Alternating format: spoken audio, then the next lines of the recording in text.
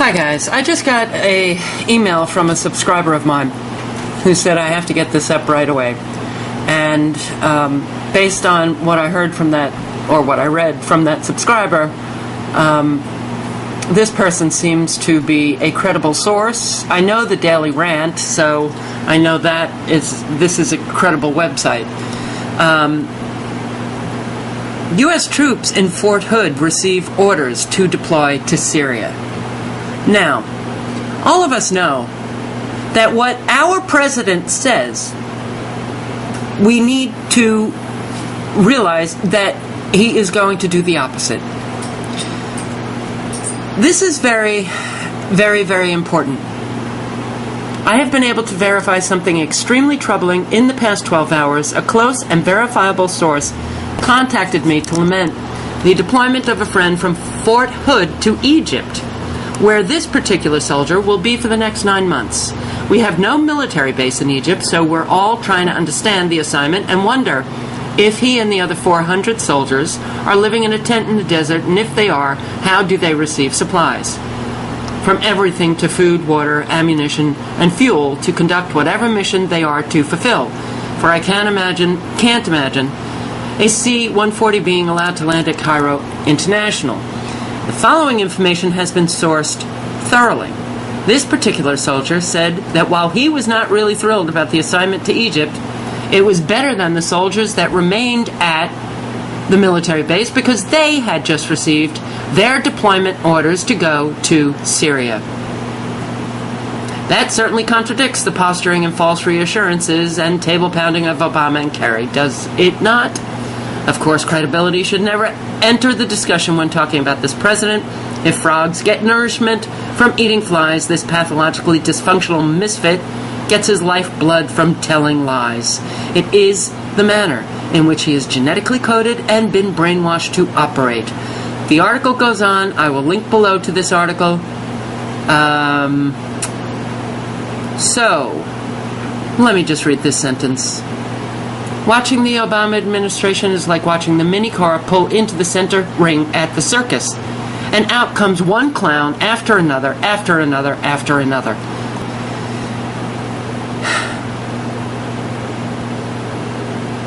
I posted a video stating that the resolution that was drafted, this war resolution drafted to get into Syria, was so, it was stunning in how it contradicted everything that Kerry and Obama has been saying. It contradicts everything that that president said last night. And to think that that president had the audacity to actually say that he is bringing the troops home from Afghanistan and brought the troops home from Iraq, and therefore, he's been fulfilling his promise in getting us out of war, when that guy has gotten us into war and is actively engaged in starting wars all over the place. Yemen, Pakistan, Somalia, Sudan, other places I can't remember. Libya. Okay, he is funding the Muslim Brotherhood with our taxpayer money. All right, listen. His brother manages the $8 billion that he gave to the Muslim Brotherhood. Do the research if you don't know what I'm talking about. Malik Obama actually is in charge of Muslim Brotherhood investments. So it is not very surprising to me that our troops are being sent overseas to all of these places. And at the same time, we seem to have foreign troops coming in the thousands to this country. American and Russian troops will hold a series of joint anti-terror drills in the U.S. state of Colorado next month. Russia's defense ministry said Thursday that this will be the first time that Russian and American airborne forces have held joint exercises on U.S. soil. A ministry spokesperson says the soldiers will stage a series of strategic operations including simulated reconnaissance of a terrorist camp and coordinated raids. Russian soldiers will also learn how to use U.S. Special Service weapons. The Russian troops are scheduled to arrive a week before the drills to attend a baseball game in Colorado Springs.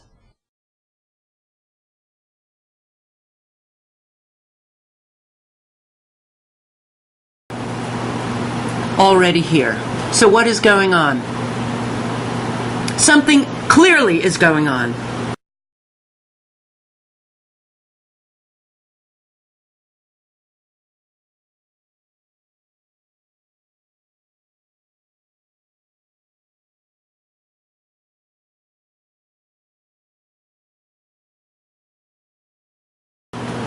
If this can be verified from another source, I would love it.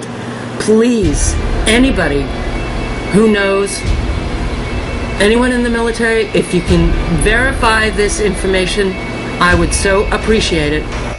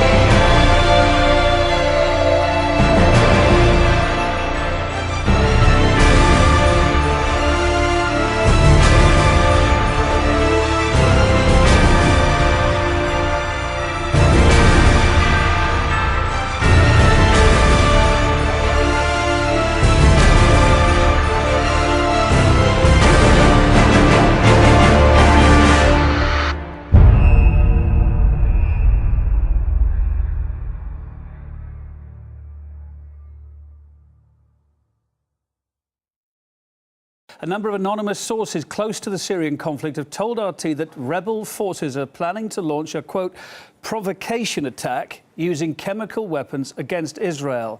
Live now to RT's Paul Eslier in Tel Aviv for more on this. Obviously, those concerns that are uncorroborated, but let's talk about where they may have come from and how strong they may be, those concerns being greeted very seriously in Israel. Well, it certainly will be taken very seriously here in Israel. Nothing as of yet in the Israeli press or any kind of official comments. What we know is that RT sources are telling us that they have information that in the nearest future there will be an attack originating in the areas of Syria where the rebels are present, using certain unknown chemical weapons against the territory of Israel. Now, there are two important points I want to make. The first is that we are being told that these attacks will originate in territory that is being controlled by the Assad government. So what this clearly means is that the blame will go towards the Syrian regime. But on the other hand, it will be attacks that will be carried out by the Syrian rebels. As I say, no reaction as of yet here in Israel, but in the last 24 hours, there have been a number of emergency drills, particularly in the north of the country, in Israel's Golan Heights. We also are hearing now from the Israeli Institute for Policy Against Terrorism. On Monday, they released a report in which they say that they have information that there are chemical weapons in Syria being housed in some 50 cities. 5 of those are cities with big factories. Now, the report is saying that the situation in these cities is constantly changing. So what this means is that sometimes the rebels are in charge, sometimes Assad's forces. And the conclusion is that there is the possibility that the rebel fighters will be in control of these weapons if and when these cities fall to their hands. The report also outlines concerns that Hezbollah or Palestinian organizations or Al-Qaeda-linked organizations will get their hands on these chemical weapons.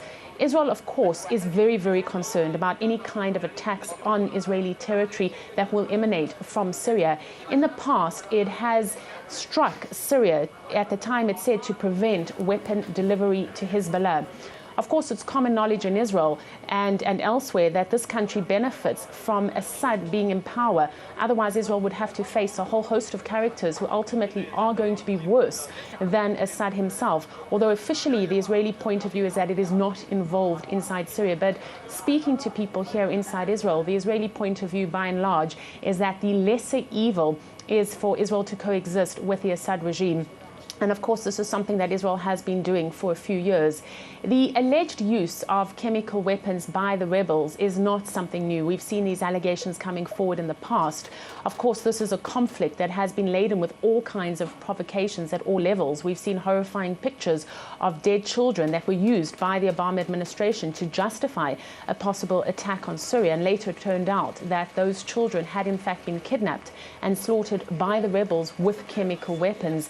Israel, of course, will take very seriously these latest claims that rebels are planning a major provocation to strike Israel from the territory currently being controlled by the Syrian government.